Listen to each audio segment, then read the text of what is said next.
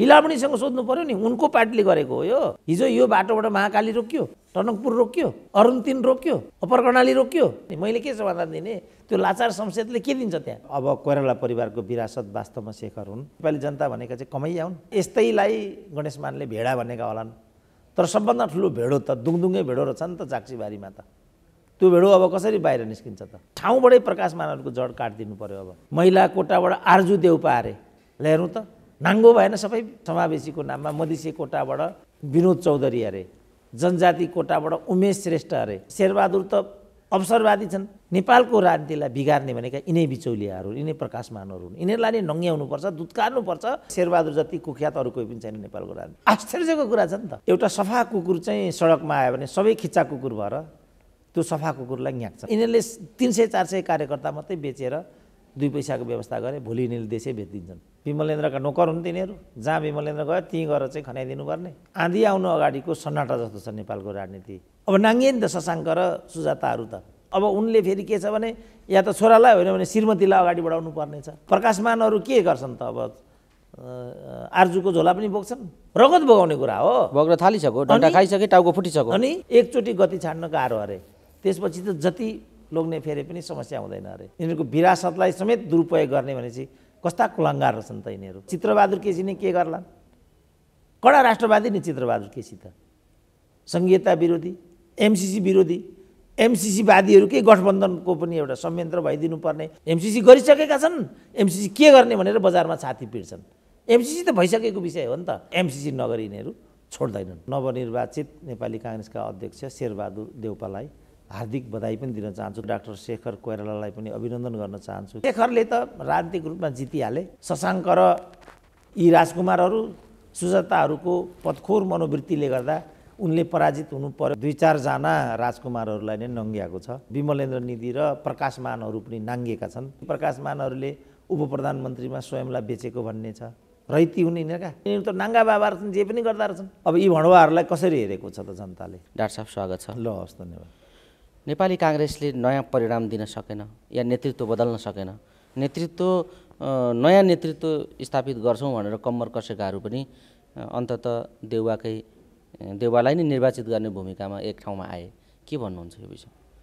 अनि यो त अब आफ्नो भाग्यको निर्माता आफै नभएका, अर्काको रिमोटबाट चलेका, हैसियत नभएका मानिसहरूको त हुने नै हो। यिनीहरू त खालि आफ्नो बाबुको विरासतमा न यिनीहरूको ताइतुईको जग त त्यति नै हो नि। अब उनीहरू के का रहेछन् भन्ने कुरा आफ्नै व्यवहारबाट सिद्ध गरे। यो नेपाली राजनीतिमा चाहिँ राम्रै कुरा हो, किनभने एउटा दुष्प्रवृत्ति त नाङ्ग्यो। अब यो युवराजहरू बोक्नुपर्ने, राजकुमारहरू बोक्नुपर्ने जुन नेपाली काङ्ग्रेसको बोझ हो, ती बोझहरू त पन्छे नि त। यो नेपाली काङ्ग्रेसको लागि त राम्रै भयो। नेपाली राजनीतिले पनि केही मानिसहरू नाङ्गिएको साक्षात् देख्यो फेरि एकपल्ट। अब लार्जली त केही नराम्रो भएको छैन, तर उनीहरूकै हकमा चाहिँ मलाई लाग्छ यो नराम्रै घटना हो र यसले 2-4 जना राजकुमारहरूलाई नै नङ्ग्याएको छ। यो खानदानको लागि त मैले देख्दा यो कलङ्क नै हो। हाम्रो लागि त नराम्रो केही पनि भएको छैन। नाङ्गिए 4-5 जना राजकुमारहरू के फरक परेर राम्रै भयो हामीलाई त।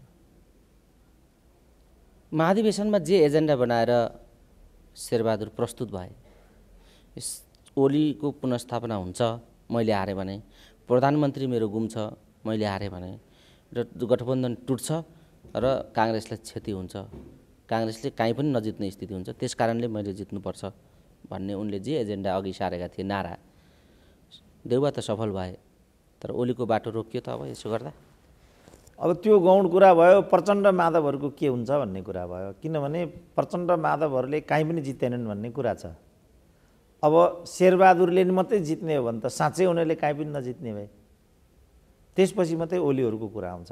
अब ओलीहरूलाई कसरी हेरेको छ जनताले त्यो त हामीले भोलि पर्खिनुपर्छ। अब माधव र प्रचण्डहरूको के हुन्छ त? काङ्ग्रेसको भनाइ के छ भने माधव, प्रचण्ड, झलनाथलाई हामी जहीँबाट पनि जिताएर लिएर आउँछौँ। 3 जनालाई त जिताएर लिएर आउँछ काङ्ग्रेसले। अरूको भाग्य चाहिँ के हुन्छ त? अरूको भाग्यको अर्थ हुँदैन। त्यसकारण भयङ्करको एउटा चुनौतीमा 21औं शताब्दी खडा छ। अब नेपाली जनताले पनि आफूलाई कहाँ उभ्याउने हो? जसरी प्रकाशमान र निधिहरू, शशाङ्क र सुजाताहरूले स्वयंलाई जहाँ उभ्याएर नङ्ग्याए, नेपाली जनता पनि आफूलाई नङ्ग्याउने हुन् कि उनीहरूको के छ त हेराइ बुझाइ के छ, त्यो मैले देख्दा ठुलो अग्नि परीक्षाको विषय छ। अब योभन्दा मलाई लाग्छ त्यो चाहिँ ज्वलन्त हो, किनभने त्यहाँ सिङ्गो नेपाली जनताको कुरा भयो। किनभने नेपाली जनता पटक पटक यो वा त्यो नामबाट चाहिँ छक्किएको विगत छ। अब 2/3 नाममा, स्थायित्वको नाममा, वामपन्थीको नाममा हामीहरूले त्यत्रो ठुलो विजय चाहिँ नेकपालाई दिएका थियौँ। त्यसमाथि उनीहरूले त्यत्रो विचलन गरे। अब त्यसपछि सार्वभौम सत्ता सम्पन्न जनताले एक एक किसिमको म्यान्डेट दिएर पठाएकोमा अब प्रमुख प्रतिपक्षमा हुने सत्तामा छ, स्थायित्वका पक्षधरहरूले स्थायित्वलाई भाँडेका छन्। अब यी भणुवाहरूलाई कसरी हेरेको छ त जनताले? यो गलत एउटा भूमिकामा गएर बसेकालाई कसरी हेरेको छ त जनताले? सम्पूर्ण कुरा मैले देख्दा जनताको काँधमा आइराखेको छ। अब जनता तत्पर हुनुपर्छ, कार्यकर्ताहरूले पनि यसबाट सिक्नुपर्छ। जस्तो प्रकाशमानलाई बोकेर हिँड्ने, निधिलाई बोकेर हिँड्ने, अरूलाई बोकेर हिँड्ने, के तिनीहरू कमैया थिए? उनीहरू कमारा हुन् प्रकाशमानका? विमलेन्द्रका नोकर हुन् तिनीहरू? जहाँ विमलेन्द्र गयो त्यहीँ गएर चाहिँ खनाइदिनु पर्ने, त्यही हो कुरो। तिनीहरू नै हुन् चाहिँ स्वाभिमानी लोकतान्त्रिक कार्यकर्ताहरू भनेका, तिनीहरू नै हुन्। यसले के मेसेज दिएको छ त तल? के शिक्षा लिने हो यसबाट तिनीहरूले? तिनीहरूको अगाडि पनि ठुलो चुनौती प्रकाशमानहरूले थोपरिदिएका छन्। त्यसमा अब हामीले मन्थन गर्नुपर्नेछ। प्रकाशमानहरूले थोपरिदिएको चुनौती बोकेर विश्व प्रकाशहरू कसरी मैदानमा जान्छन् भन्ने प्रश्न त छँदैछ डाक्टर साहब। तर यो गठबन्धनको भविष्यसँग जोडिएको देउबाको भूमिका र गठबन्धनसँग जोडिएको महाधिवेशनको इस्यु, उनले गठबन्धनसँग जोडिएको विषयलाई जसरी देउबाले बनाएर प्रस्तुत गरे, जोग्य त गठबन्धन अब बलियो भयो गठबन्धन होइन? अब त्यो गठबन्धनकारीहरूले पनि सोच्ने कुरा छ, किनभने उनीहरूको व्यवस्थापनतिर मात्रै विषय केन्द्रित छ, तर हाउस त चलेको छैन। किन चलेन यो हाउस? अब किनभने उनीहरू गठबन्धनमा केन्द्रित छन्। उनीहरू कसरी आफू चाहिँ समायोजित र पुनर्समायोजित हुने भन्नेमा छन्, कसरी पार्टीभित्रको आफ्नो सत्तालाई अकण्टक बनाउने भन्नेमा केन्द्रित छन्। अब यस लगत्तै माओवादी केन्द्रको सम्मेलन छ, त्यहाँ पनि फेरि यो खेल हुन्छ होला, त्यहाँ पनि रोना धोना हुन्छन् होला।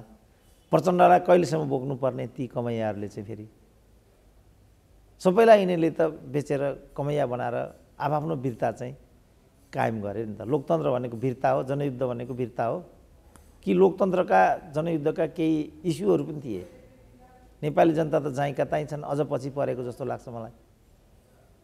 उद्योग एउटा खुलेको छैन, उखु कृषकहरूले आफ्नै उखुको मूल्य भुक्तानी पाएका छैनन्, सरकारको विस्तार मन्त्रीहरू मात्रै बनाउने खेल बढेको बढै छ। अब योचोटि पनि प्रकाशमानहरूले उप प्रधानमन्त्रीमा स्वयंलाई बेचेको भन्ने छ। गठबन्धन के गर्छ त? यो त नेपाली जनताले घृणा गरेको विषय हो। हामी एकपछि अर्को मन्त्री बनाउनेपट्टि पक्कै छैनौँ। अब प्रदेशमा चाहिँ मन्त्री थप्ने काम भएको भइ छ, मन्त्रालयहरू विभाजन गर्ने काम भएको भइ छ। को हुन् यी चाहिँ? नेपाली जनता भनेका चाहिँ कमैया हुन्, रैती हुन् यिनीहरूका? यिनीहरूको कुनै स्वाभिमान हुँदैन, यिनीहरूको कुनै हैसियत हुँदैन। राजनीतिका कमैयाहरू हलिगोठाला खेतालाहरूले आफ्नो मुक्ति त चाहेको देखिएन नि त नेपाली काङ्ग्रेसमा। अब त्यसो भने कोही मुक्ति चाहनेहरू पनि त होला नि त्यहाँ, सबका सब त्यस्ता त होइनन् होला। तिनीहरूको चाहिँ के भन्नु छ त? तिनीहरूको अगाडि ठुलो प्रश्न तेर्सिएको छ मैले देख्दा, र त्यो प्रश्न ज्वलन्त बनेको छ अहिले, र त्यो विमर्शको विषय बन्नुपर्छ। अब राजनीति कसरी अगाडि जान्छ होला डाक्टर साहब? किनभने प्रचण्ड पनि लगभग लाछाप लागिसकेको स्थिति छ नेतृत्वमा। अधिवेशन गरे पनि, महाधिवेशन जेसुकै भने पनि देउबाजी आइहाल्नुभयो, काङ्ग्रेसले आफ्नो स्थिति देखाइहाल्यो। एमालेमा पनि महाधिवेशन सम्पन्न भएको छ, ओलीजी ढलिमली गर्नुभएकै छ भनेपछि एउटा फरक सन्देश राप्रपा बाहेक अरूको एकै खालको स्थिति देखिएको छ। अब कसरी जान्छ होला यो राजनीति प्रक्रिया? अब सबै भएर राजेन्द्र लखेड्छन् र कमल थापालाई ल्याउँछन्, राप्रपा विभाजित हुन्छ। अब किनभने एउटा सफा कुकुर चाहिँ सडकमा आयो भने सबै खिच्चा कुकुर भएर त्यो सफा कुकुरलाई न्याक्छन् क्या, हामी देख्छौँ नि सडकमा। किनभने त्यो सफा कुकुरको दोष भनेको त्यो सफा हुन्न पुग्छ। त्यहाँ प्रवृत्ति त फोहोरीको गलत हो नि, तर सफाले घानमा पर्नुपर्छ। एकपल्ट चाहिँ त्यो हुन्छ। त्यसपछि मधेसीहरू के गर्छन्? किनभने मधेसको गठन पुनर्गठनको, मधेसी शक्तिको गठन पुनर्गठनको विषय चाहिँ अहिले पनि थाहा नै छ। बिस्तारै यो महन्त ठाकुरहरूकोमा पनि यो आगो सल्किँदैछ भन्ने सुनिन्छ। अब मुर्जाएको अवस्था छ तिनीहरू पनि। उपेन्द्र यादवले पनि अहिलेको यो गठबन्धन ल्याइयो मात्रै त्यसको परिणाम केही पनि पाइएन भने जस्तो अनुभूति एउटा भेटमा उनले व्यक्त गर्दै थिए। भनेपछि एक प्रकार आँधी आउनु अगाडिको सन्नाटा जस्तो छ नेपालको राजनीति। अब ढिलो चाँडो निर्वाचनमा त जानु नै पर्ने होला। त्यो निर्वाचनमा के मुद्दा लिएर जाने, अब प्रकाशमानहरू के अनुहार लिएर फेरि निर्वाचनमा होमिने हो, उप प्रधानमन्त्री भएर कसरी सलोट खाने हो प्रकाशमानले। अझ विमलेन्द्र निधिलाई पनि एउटा मन्त्री दिने अरे भन्ने हल्ला छ। यसरी कार्यकर्ता बेचेर खान पाइन्छ कि पाइँदैन? यिनीहरूको वीरता हो यो? यिनीहरूको विरासतलाई समेत दुरुपयोग गर्ने भनेपछि कस्ता कुलङ्गार रहेछन् त यिनीहरू। सायद यस्तैलाई गणेश मानले भेडा भनेका होलान्। तर सबभन्दा ठुलो भेडो त दुङदुङै भेडो रहेछ नि त चाक्सीबारीमा त। त्यो भेडो अब कसरी बाहिर निस्किन्छ त? यी भेडाहरूलाई कसरी घाँस हाल्छन् त नेपाली जनताहरू?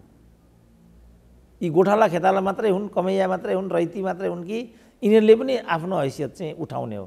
यो चुनौती राजनीतिले थपिदियो। प्रकाशमान, विमलेन्द्र, विश्वप्रकाशहरूको हरकतले फेरि एकपल्ट नेपाली जनतालाई ठुलो चुनौतीको एउटा दलदलमा छोडिदिँदैछ। त्यसकारण सबैले एकचोटि समीक्षा गर्नु पर्यो स्वयंलाई। के गर्यौँ हामीले? कताको यात्रामा निस्केका थियौँ, कहाँ आइपुग्यो? सुस्ताउनु पर्ने भयो डाँडाबाट। अब एकपल्ट तल हेर्नुपर्ने भयो, के देखिन्छ? बागमती अझ फोहोर भयो कि? बागमती सफाइको नाममा करोडौँ अरबौँ रुपियाँ विचलन गर्ने विचलनकारीहरू कहाँ छन् तिनीहरू? फेरि राजदूत हुने दौडमा छन् कि? कति फोहोर भएको छ त बागमतीमा? त पटक्कै सफाइको त कुनै लक्षण देखिएन त बागमतीमा। थप फोहोर हुने सम्भावना देखियो डाक्टर साहब। तर सफा गर्ने कसरी भन्ने चिन्ता त छँदैछ। फेरि यो सभ्यतामाथिको प्रश्न हो भने जस्तो भइसक्यो। अब त्यसैले मैले भने राजनीतिमा पनि त राजनीतिक सभ्यतामाथि प्रश्न आयो, जसरी सम्पदाको सभ्यतामाथि प्रश्न आयो, त्यस्तै भइराखेको स्थिति छ। भनेपछि अब सुधार सम्भावना सकियो भन्ने निष्कर्ष निकाल्न पनि कठिन हुन्छ होला। सुधारको सम्भावना छ भन्न पनि कठिन भयो। के भन्नुहुन्छ यो विषय? होइन, अब निकाल्निन्थ्यो पनि होला, तर त्यो समाधान भएन।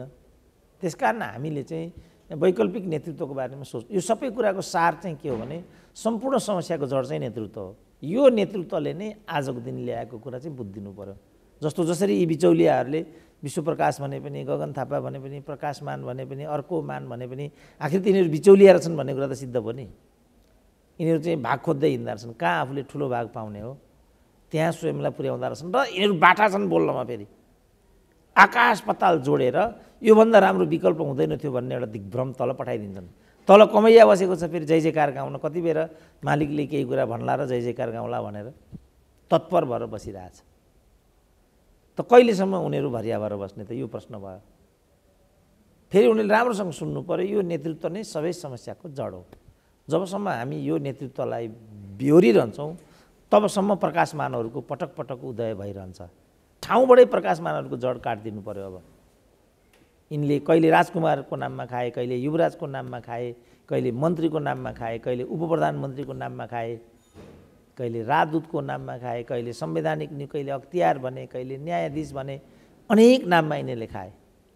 र यो सबै उनीहरूले लोकतन्त्रको नाममा ल्याए, जनयुद्धको नाममा ल्याए, प्रजातन्त्रको नाममा ल्याए, राजबन्दीको नाममा ल्याए, जेल बसेको नाममा ल्याए, शहीद पत्नीको नाममा ल्याए। हेरौँ त अहिले देख्दा देख्दै समावेशीको नाममा जुन यिनीहरूले एउटा खेलो ल्याएका थिए, अब हेरौँ त अहिले समावेशीको नाममा मधेसी कोटाबाट विनोद चौधरी अरे, जनजाति कोटाबाट उमेश श्रेष्ठ अरे, महिला कोटाबाट आर्जु देउपा अरे। ल हेरौँ त, नाङ्गो भएन सबै संयन्त्र, सबै राजनीति नाङ्गो भएन अहिले आएर? विनोद कमसेकम नेपाली जनतालाई अरू थाहा भए पनि नभए पनि यति त थाहा होला कि विनोद चौधरी मधेसी हुन् कि होइनन्, यति त थाहा होला नि। उमेश श्रेष्ठ जनजाति हुन् कि होइनन्, यति त थाहा होला नि। के श्रेष्ठ कुलमा जन्मिनु नै जनजाति हुनको लागि पर्याप्त हुन्छ कि त्यसका केही पूर्व शर्तहरू पनि हुन्छन्? महिला हुनु नै, महिला जनेन्द्रिय लिएर आउनु नै महिला हुनु पर्याप्त हुन्छ कि महिला भनेको खास विशेषताहरू युक्त पनि हुनु जरुरी छ? त्यसो भने हुम्लाको महिला पनि महिलै हुन्छ। आर्जु देउपा र त्यो हुम्लाको पीडित महिलाको बिचमा केही फरक छैन? रिक्सा चलाउने जो भूमिपुत्र मधेसी हो त्यो मधेसी र विनोद चौधरीमा केही पनि फरक छैन। एउटा मडतेल बेचेर हिँड्ने धरान धनकुटाको उकालोमा चाहिँ भारी बोकेर हिँड्ने नेवार र उमेश श्रेष्ठमा केही पनि फरक छैन। यति पछाडि छौँ हामी, यति पनि बुझ्दैनौँ हामी। डिबेट गर्नु पर्यो नि त, के हो समावेशीयता भनेको, के हो सङ्घीयता भनेको। एउटाले त यहाँसम्म भन्यो सङ्घीयतामा बढी खर्च भयो भन्नु त सङ्घीयतै नबुझ्नु हो भनेर। त्यसो भने विश्व ब्याङ्क पनि अबुझ रहेछ त, उसले नै भनिसक्यो सङ्घीयता महँगो भयो भनेर। राजेन्द्र श्रेष्ठले नै भनिसके जुन पद्धति हामीले सङ्घीयताको नाममा अवलम्बन गऱ्यौँ त्यो हाम्रो लागि महँगो भयो भनेर। राजेन्द्र श्रेष्ठ मूर्ख हुन् त्यसो भने, जो अहिले मन्त्री पनि छन्। सबैभन्दा ठुलो सङ्घीयतावादी हुन् राजेन्द्र श्रेष्ठ। उपेन्द्र यादव र राजेन्द्र श्रेष्ठ सबभन्दा ठुलो सङ्घीयतावादी हुन्। जसरी चित्रबहादुर केसी सबभन्दा ठुलो सङ्घीयता विरोधी हुन्, त्यसरी नै उनी सबभन्दा ठुलो सङ्घीयतावादी हुन्। उनीहरूले नै भनिसके कि जुन सङ्घीयताको मोडल हामीले अवलम्बन गऱ्यौँ त्यो महँगो भयो, त्यो झन्झटिलो भयो, त्यो प्रक्रियामुखी भयो। अब अहिले सङ्घीयताको नाममा जति भनौँ न, टोटल बजेटको सबैभन्दा ठुलो हिस्सा सङ्घीय पदाधिकारी व्यवस्थापनमा अपव्यय भइराखेको भन्ने निष्कर्ष छ। फलस्वरूप हामीले शिक्षामा लगानी बढाउन पाएनौँ, स्वास्थ्यमा लगानी बढाउन पाएनौँ, दिदीबहिनीहरू सुत्केरी हुन नसकेर मर्नु पर्यो। सङ्घीयताको नाममा यो नाङ्गो नाच भइराखेको छ। लोकतान्त्रिक अभ्यासको नामबाट भन्नुपऱ्यो प्रकाशमान र विमलेन्द्र निधिहरूको उदय भयो। विश्व प्रकाश पनि यहीँभित्रबाट आए। कृष्णप्रसाद सिटौला च्याखे थापै छन्। यो के हो भनेर हामीले विमर्श गर्नु परेन। यो कहाँबाट आयो, यसको स्रोत के हो, कहाँबाट पैदा हुन्छन् विमलेन्द्र निधिहरू पटक पटक। अब फेरि विमलेन्द्र निधि 5 वर्षपछि यही मुखौटो लिएर आउँछन् कि आउँदैन नेपालको राजनीतिमा। प्रताडित हुनुपर्ने शेखर कोइरालाले किन आज यो दोगला भूमिका खेले शशाङ्क कोइराला र आर्जु यो सुजाता कोइरालाहरूले। एउटा खालि मन्त्री पदको लागि होइन, कतिजनालाई मन्त्री पद दिन्छन् त शेरबहादुरले। सुने अनुसार प्रचण्ड र माधव नेपालले बरु हामी छोडिदिन तयार छौँ, मन्त्री पदको खटनपटन गरेर भए पनि चुनाव जित्नुपर्छ भन्ने फिडब्याक दिए अरे उनीहरूले। त्यसो भने भोलि उनीहरूको के हुन्छ त? यो नेपाली जनताले सुन्दैनन्? यसको गलत मेसेज तल जाँदैन? कतै माधव नेपाल र प्रचण्डहरूको राजनीति नै दाउमा लाग्ने त होइन? कहिलेसम्म उनीहरू शेरबहादुरलाई बोकेर हिँड्छन् त? यी प्रश्नहरूमा अब हामीले विमर्श गर्नु पर्यो। यिनीहरूको वीरता हो राजनीति भनेको। एमाले सिद्ध्याउनेलाई उनीहरूले अहिले अर्को जनयुद्ध ठानेका छन्। वास्तवमा एमाले नै प्रधान शत्रु हो त अहिलेको राजनीतिको। हाउसमा समेत यही कुरा भइराखेको छ। अघि पनि भनियो यही कारणले हाउस चलिराखेको छैन। उनीहरूले तीभित्रबाट चाहिँ टोपबहादुरहरूलाई सिद्ध्याए, तीभित्रबाट सरिता गिरीलाई सिद्ध्याए, अनि माधव नेपालहरूलाई चाहिँ कसरी बचाउ गर्नुपर्ने त? के तर्क हो त यसको? गरिरहेछन् त सभामुख यस्तो तर्क। त यसले कहाँ पुर्याउँछ त राज? भोलि यो कथा दोहोरिँदैन?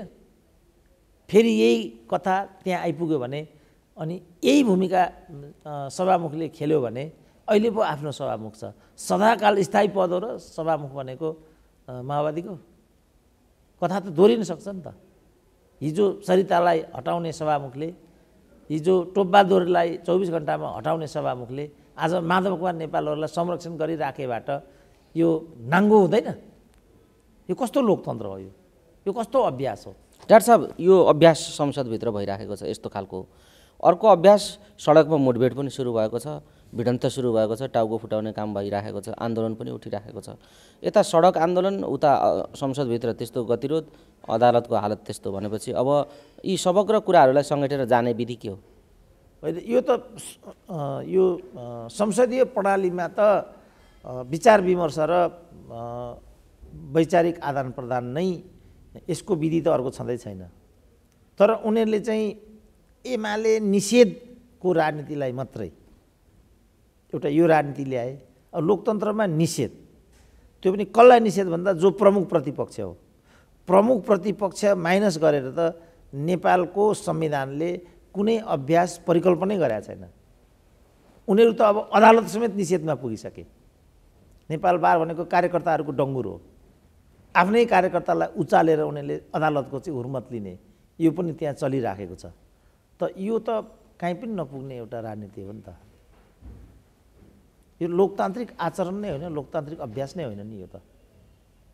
उनीहरू आफै लोकतन्त्रका बाधक हुन्। उनीहरूको पूर्व शर्त के छ भने आफू हुनुपर्छ, आफूले जे सोचेको त्यो अनुसार हुनुपर्छ। हिजो केपी ओलीले त्यही सोचे, आफै लोकतान्त्रिक अभ्यास थिएन, त्यसको जवाफमा उनीहरूले आजको प्रणाली ल्याए। उनीहरूले फेरि केपी ओलीलाई निषेध गरे, प्रमुख प्रतिपक्षलाई निषेध गरे, त्यो आफै लोकतान्त्रिक छैन। एउटा पार्टीलाई अङ्गभङ्ग गरेर तहस नहस बनाउनु आफै गैर लोकतान्त्रिक हो। त उनीहरूले अभ्यास प्रणाली मात्रै उनीहरूले लोकतान्त्रिक भनेका छन्, तर उनीहरूको आचरण र अभ्यास कहीँ पनि लोकतान्त्रिक देखा पर्दैन। डाक्टर साहब, जसरी यसरी लोकतन्त्रको छाला काटेर सुकाउँदैछन् अहिले राजनीतिक दलहरू, यो छाला काट्ने कुराले नेपालको लोकतन्त्र यो राजनीतिलाई कहाँ पुर्याउँछ र सडक आन्दोलन जसरी सुरु भएको छ यसलाई तपाईँले कसरी हेर्नुभएको छ? अब यसले चाहिँ कहीँ पुर्याउने जस्तो मलाई लाग्दैन, किनभने लोकतन्त्रको विकल्प लोकतन्त्र मात्रै हुन्छ। तर लोकतन्त्रले हुर्मत बेहोर्नु पर्ने हुन्छ र जनताले अझ दुःख पाउने स्थिति बन्छ। अब चिन्ताको विषय चाहिँ यो भयो, हिजो राजा थियो एउटा विकल्प बन्थ्यो, अन्य मुलुकहरूमा कहिलेकाहीँ सेना पनि विकल्प बन्ने गरेको त्यस्तो देखिन्छ। तर नेपालको सेना प्रोफेसनल भएको हुनाले उसँग राजनीतिक महत्त्वाकांक्षा छैन, ऊ जागिर खाएर बस्छ। बौद्धिक मिडिया नागरिक समाज पार्टिसन भएको हुनाले उनीहरूको कुनै भूमिका हुँदैन। राजनीतिले चाहिँ यस खालको दुश्चक्रलाई चाहिँ बटारिरहन्छ। धोबी कुटाइ हुने भयो यहाँ त,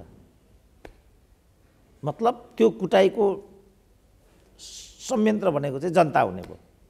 महँगी बढ्ने भयो, वैदेशिक ऋण बढ्ने भयो, अव्यवस्थाहरू बढेर जाने भए। हामीले के देख्यौँ भने पार्टीका सम्मेलनहरू राजधानीमा अथवा सहर केन्द्रित ठाउँमा नगर्नु नै उचित, धेरै दुःख पाइने रहेछ। देख्यौँ नि त हामीले, पुरै सडक अस्तव्यस्त गरिकन राजनीतिक दलले कुनै एउटा दलको सम्मेलन गर्नु। मैले सुनेको 5000 त सभाकक्ष छ अरे गोदावरीमा। यिनीहरूले यो सम्मेलन गोदावरीतिर मात्रै गरिदिनु, कमसेकम एक सेक्टरमा त्यो जाने हुन्थ्यो नि त। तर यिनीहरूलाई चाहिँ भ्रिकुटी मण्डपमै गर्नुपर्छ। जनतालाई दुःख दिनुमा गौरव गर्छन् यिनीहरू। लोकतन्त्र भनेको जनतालाई दुःख दिनेमा गौरव गर्ने प्रणाली हो। अब यिनीहरूले त अहिले काङ्ग्रेसको सम्मेलन हेर्दाखेरि के देखियो भनेदेखि यो 26, 27, 28 चाहिँ अत्यधिक विवाहका शुभ मुहुर्तहरू पनि पर्दा रहेछन्। त्यही बेला यिनीहरूले आफ्नो सम्मेलनको आयोजना गरे। यसलाई पनि विचार पुर्याउनु पर्ने रहेछ भन्ने अनुभवले देखायो। तर उनीहरू जद्दोजियादमा छन्, कसरी निर्वाचित हुने, कसरी किनबेच गर्ने, कसरी नाङ्गिने, कसरी मन्त्री उपप्रधानमन्त्रीको पद चाहिँ सुनिश्चित गर्नेमा उनीहरू सीमित छन् र केन्द्रित छन्। त नेपाली जनता त एजेन्डै छैन नि त। जस्तो यति भयो, कसरी अध्यक्ष जित्ने भन्ने, अझ उनीहरूले त अरू पदाधिकारीहरूको पनि त भाग्य त एउटा बाकसमा लगेर उनीहरूले थुनेको छ नि त भन्ने समय यिनीहरूले बिर्से। शेरबहादुर भए पुगिहाल्छ यिनीहरूलाई, आफ्नो मत बेच्न पाए पुगिहाल्यो प्रकाशमानहरूलाई। यही नै लोकतन्त्र हो भनिदिए यिनीहरूले। अब यही नाङ्गो नाच चाहिँ अब अहिले हाउसमा छ। कहिलेसम्म यो नग्नता हामीले देख्नुपर्ने, कहिलेसम्म यी कमैयाहरूले त्यो भारी बोक्ने हुन्, आश्चर्य लाग्छ मलाई त। डाक्टर साहब, यो सन्दर्भमा जसरी शेरबहादुर निर्वाचित भएर सभापति भए, अब शेरबहादुर पार्टीलाई मिलाएर लान सक्ने खुबीका कतिका खुबीवाल नेता हुन् तपाईँको दृष्टिमा? उनी दुई पटक सभापति भइसके पार्टीका। अब आफू पार्टीभित्रको संयन्त्रलाई मिलाएर जाने कुरामा देउबा कति सफल देखिन्छन् विगत र वर्तमानलाई हेर्दा? विगत र वर्तमानलाई हेर्दाखेरि त्यहाँभित्र पार्टी प्रणाली चाहिँ सजीव हुँदैन। त्यहाँभित्र चाहिँ जीवन्त विचार विमर्श पनि हुँदैन। बस त्यहाँभित्र मोलतोल र लेनदेन हुन्छ। अनि त्यसमा त शेरबहादुर जति कुख्यात अरू कोही पनि छैन नेपालको राजनीतिमा। अब अहिले पनि प्रकाशमानहरूलाई पदबाटै उनले यो व्यवस्थापन गरिरहेछ। 2 पैसा गोजीमा हाल्दै होला, त्यो पनि मैले माने। त्यो पनि चर्चा आइरहेको छ, निधिलाई राम्रै बजेट दिए भन्ने चर्चा छ। त योमा त विगत समयदेखि नै बदनाम छन् शेरबहादुर। तर कर्ता त प्रचण्ड हुन्, बदनाम शेरबहादुरको हुन्छ। जसरी यिनीहरूले राजनीतिलाई दुर्गन्धित बनाएका छन्, तर कोही सुन्न तयार छैन। एउटा लाचार छाया चाहिँ कार्यपालिकामा हुनुपर्छ।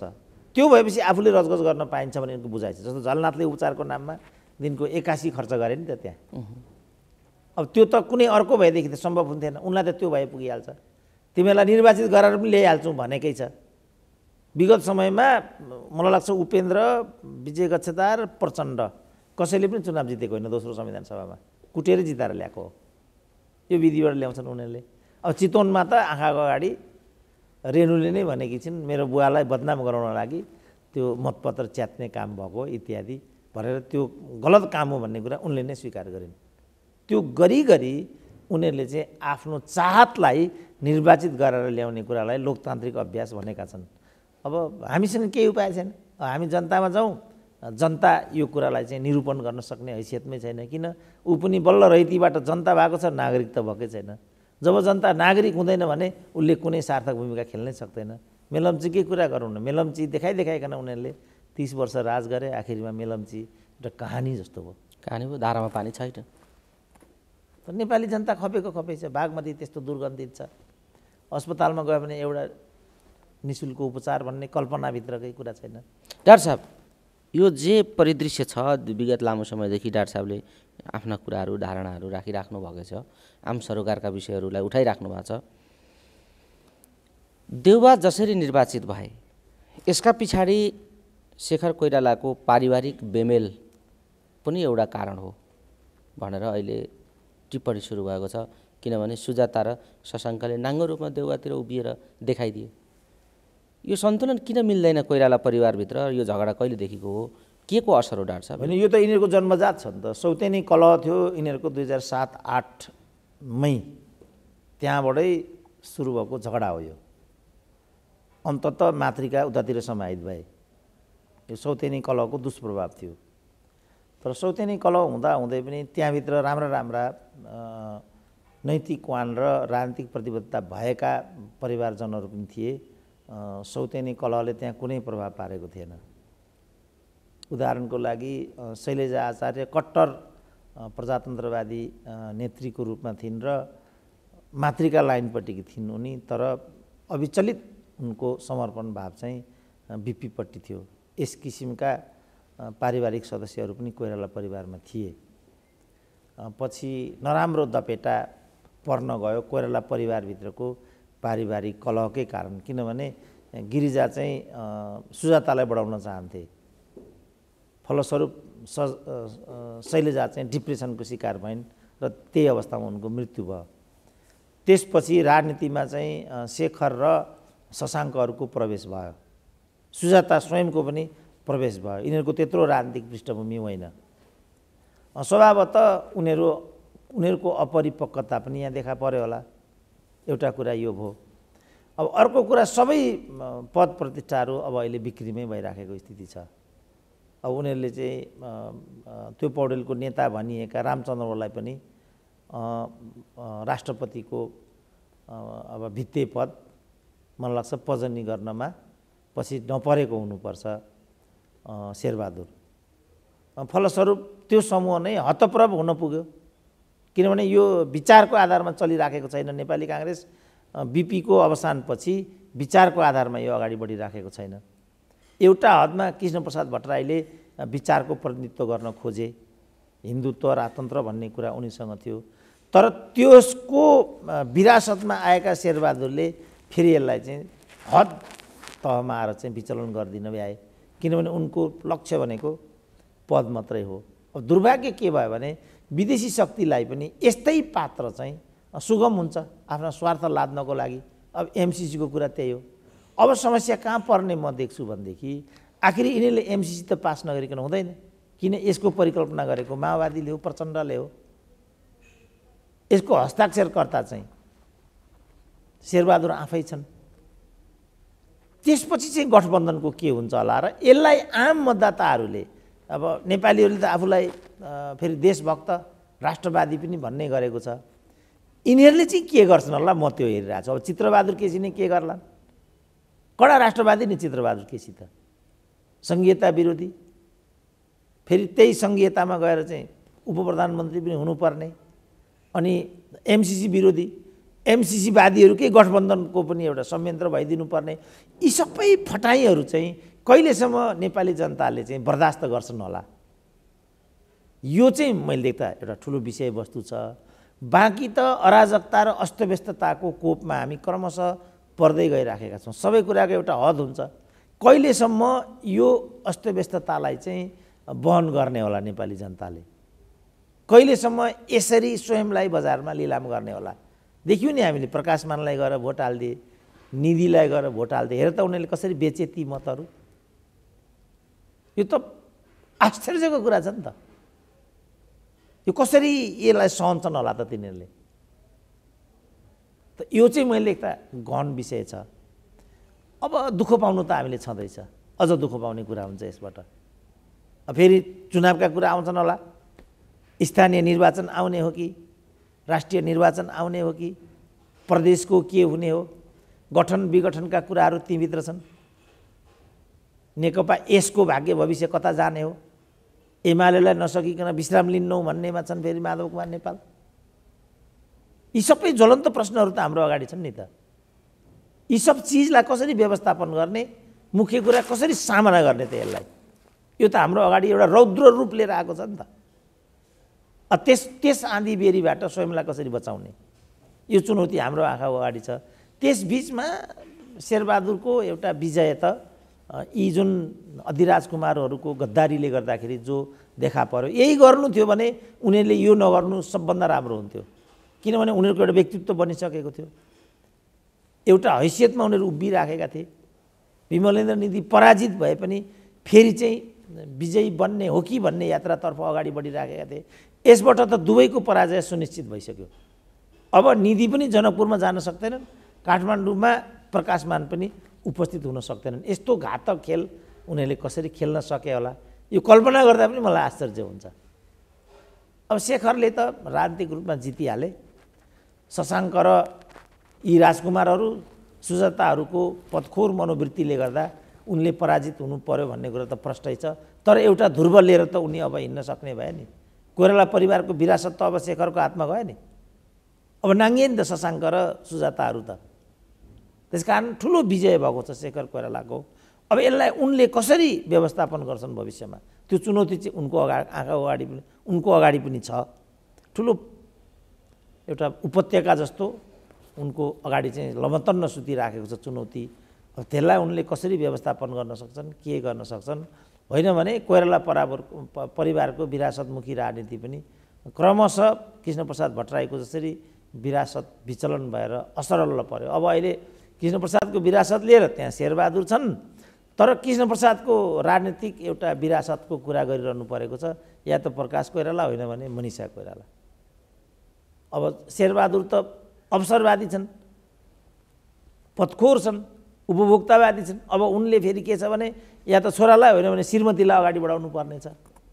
प्रकाशमानहरू के गर्छन् त, अब आर्जुको झोला पनि बोक्छन्। वीरबहादुर सिंह कि के हो शेरबहादुरको छोराको नाम, उसको झोला पनि बोक्छन् त अब विमलेन्द्र निधिहरू। आफै युवराज, अब उनीहरूले अधिराज कुमारको झोला बोक्नु पर्ने भयो। युवराजले अधिराज कुमारको झोला बोक्न त्यति सहज नहुनु पर्ने हो। तर के गर्छन् त्यो म भन्न सक्छु, किन यिनीहरू त नाङ्गा बाबाहरू छन्, जे पनि गर्दा रहेछन्। त यस्तो गर्नेले भोलि उस्तो गर्दैन होला भन्नु त केही छैन। किन एकचोटि बजारमा बिक्री भइसकेपछि त एकचोटि गति छाड्न गाह्रो अरे, त्यसपछि त जति लोग्ने फेरे पनि समस्या हुँदैन अरे। एकचोटि चाहिँ फेर्न सक्नु पर्यो। यिनीहरूले त फेरिसके। अब जतिचोटि पनि यिनीहरूले चाहिँ आफूलाई बजारमा पुर्यायो भनेदेखि त्यो ठुलो कुरा हुँदैन। त यही हो त उनीहरूले तय गरेको यात्रा। कि कसरी व्याख्या गर्छन् यसको सुनौँ न। अब हामी अझ सुनौँ, यिनीहरूको व्याख्या आउन त बाँकी नै छ। हामीलाई लागेको कुरा मात्रै हामीले भनिरहेछौँ, उनीहरूको व्याख्या त हामीले सुनेका छैन नि। अब उनीहरू अझ लोकतन्त्रको योभन्दा राम्रो हुनै सक्दैन थियो। उनीहरूले भनिरहेछन् सबभन्दा धेरै मत शेरबहादुरले पाएको हुनाले धेरैतिर हामी मिस्यौँ। धेरै र थोरै त हुन्थ्यो नि त, थाहा थिएन उनीहरूलाई हिजो। एउटाको धेर हुन्थ्यो, एउटाको थोर हुन्थ्यो। जसको धेर हुन्थ्यो त्यसले जित्थ्यो, जसको थोर हुन्थ्यो उसले हार्थ्यो। यति पनि थाहा रहन्छ प्रकाशमानहरूलाई। त यो खालको जुन बिस्कुन राजनीतिक बजारमा यिनीहरूले बिछ्याउने लिएर यो खेदजनक छ। पहिला यो प्रवृत्तिलाई नङ्ग्याउनुपर्छ, त्यसपछि मात्रै अरू प्रवृत्तिहरूलाई दुरुत्सान गर्नुपर्दछ र एउटा स्वस्थ र एउटा परिष्कृत एउटा राजनीतिक परिपाटी, प्रजातान्त्रिक परिपाटी नल्याइकन हुँदैन। त्यसको लागि एउटा सक्षम नेतृत्व, किनभने नेपालको राजनीतिलाई बिगार्ने भनेका यिनै बिचौलियाहरू, यिनै प्रकाशमानहरू हुन्। यिनीहरूलाई नै नङ्ग्याउनुपर्छ, दुत्कार्नुपर्छ र एउटा असल नेतृत्व निर्माणको एउटा अभियानमा हामी लाग्नै पर्छ। र जति बाङ्गोटिङ्गो र अप्ठ्यारो दुरुह बाटो भए पनि यो दुर्लङ्घ्य पर्वतलाई हामीले पन्छाउनै पर्छ, जित्नै पर्छ र सगरमाथा चढ्नै पर्छ। होइन भने यिनीहरूले आज यिनीहरूले 300-400 कार्यकर्ता मात्रै बेचेर 2 पैसाको व्यवस्था गरे, भोलि यिनीहरूले देशै बेचिदिन्छन्। यी त देश बेच्वा भन्ने कुरा त क्रमशः एमसिसीको कुरा त्यही हो। एमसिसी गरिसकेका छन्, एमसिसी के गर्ने भनेर बजारमा छाती पिट्छन्। एमसिसी त भइसकेको विषय हो नि त, खालि त्यहाँ लाने कि नलाने भन्ने मात्रै कुरा। त्यहाँ लानु गलत हो भनेर प्रचण्डले भनिसकेका छन्। मलाई लाग्छ मन्त्री परिषदले नै एउटा निर्णय गरेर त्यहाँ नलगिकन पारित गर्ने बाटोतर्फ यिनीहरू अगाडि बढ्छन्। तर एमसिसी नगरी यिनीहरू छोड्दैनन्। किन? यो एमसिसी विरोधी भन्नेहरू पनि गर्नेतिर नगएर हाउसतिर गइराखेका हुन्छन्। गर्ने त प्रचण्डहरू हुन् नि त, जानुपर्ने त प्रचण्डका दैलातिर, जानुपर्ने त त्यतातिर हो, शेरबहादुरका दैलातिर हो। भनेपछि त यो त वारदात गराउने कुरा हो नि, नेपाली जनतालाई मार्ने कुरा हो नि, यो त रगत बगाउने कुरा हो। बग्न थालिसक्यो, डन्डा खाइसके, टाउको फुटिसक्यो। अनि खड्गबहादुर विश्वकर्माको टाउको फुटिसक्यो, अनि अरूको पनि फुटेको छ। अनि त्यस कारण यो त प्रक्रिया गलत छ। यो त कर्ताहरूसँग जो सोध्नुपर्छ यो के गरेको भने लीलामणिसँग सोध्नु पर्यो नि, उनको पार्टीले गरेको हो यो। भीमरावलाई सोध्नु पर्यो, आफैले सही गरेको छ एकपल्ट, एउटा क्याबिनेटमा आफै बसेका छन्। अब यो या त सुरेन्द्र केसीले, होइन भने त्यो लाचार संसदले कसरी समाधान दिन्छ भने नि मैले के समाधान दिने, त्यो लाचार संसदले के दिन्छ त्यहाँ? कि प्रतिनिधि नै बदल्नु पर्यो हामीले? त त्यो नगर्ने, पटक पटक तिनीहरूलाई निर्वाचित गरेर पठाउने, तिनीहरूकै नि जय जयकार गाउने, अनि कसरी एमसिसी रोकिन्छ त? हिजो यो बाटोबाट महाकाली रोकियो, टनकपुर रोकियो, अरुण 3 रोकियो, अप्पर कर्णाली रोकियो, कुनै पनि रोकिएन त।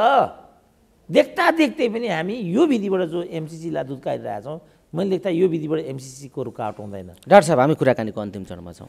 जाँदा जाँदै जे परिस्थिति र परिबन्ध र परिदृश्यमा देउबा निर्वाचित भएर सभापति भएका छन् नेपाली काङ्ग्रेसको, के शुभकामना दिन चाहनुहुन्छ देउबालाई? म शेरबहादुर देउबालाई बधाई दिन चाहन्छु। प्रकाश मान र विमलेन्द्र निधिहरूको गद्दारीले यो नतिजा आयो।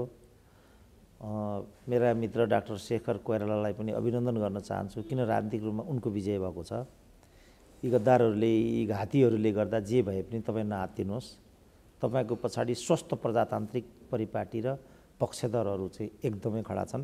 हामीहरू खडा छौँ वास्तवमा, किनभने एउटा मूल्यमा लडेका छन् डाक्टर शेखर। सुजाता शशाङ्कहरूको अकर्मण्य र रामचन्द्रहरूको अन्तर्घातले गर्दा उनीले वाञ्छित परिणाम हासिल गर्न नसके तापनि राजनीतिक रूपमा उनको ठुलो विजय भएको छ। र अब कोइराला परिवारको विरासत वास्तवमा शेखर हुन्। सुजाता मन्त्री होलिन्, शशाङ्कले पनि अत्यधिक मत ल्याएर जित्लान्, केही कुरा छैन। राष्ट्रपति हुने बाटोमा पनि जालान् रामचन्द्र, तर राजनीतिक रूपमा उनीहरू पराजित भइसकेका छन्। यो विमलेन्द्र निधि र प्रकाश मानहरू पनि नाङ्गिएका छन्। खाली सग्लो रूपमा डाक्टर शेखर छन्। म उनलाई शुभकामना दिन्छु र नवनिर्वाचित नेपाली काङ्ग्रेसका अध्यक्ष शेरबहादुर देउपालाई हार्दिक बधाई पनि दिन चाहन्छु। तर जसरी यो प्रचण्ड माधव नेपालहरूले जुन गोलचक्कर यो विजयको पछाडि उभिएर देखाएका छन्, यो उनीहरूको लागि आत्मघाती हुन्छ। म उनीहरूलाई पनि वार्न गर्न चाहन्छु, यो बाटो गलत छ, तिमीहरू गलत बाटो नजाऊ। यसको शिकार अन्तोगत्वा गएर भन्नुपऱ्यो, तिमीहरूले नै हुनुपर्नेछ। सबैलाई म चाहिँ चेतना भयो भन्न चाहन्छु। हवस् डाक्टर साहब, समय दिनुभयो। यो समय र संवादका लागि यहाँलाई धेरै धेरै धन्यवाद।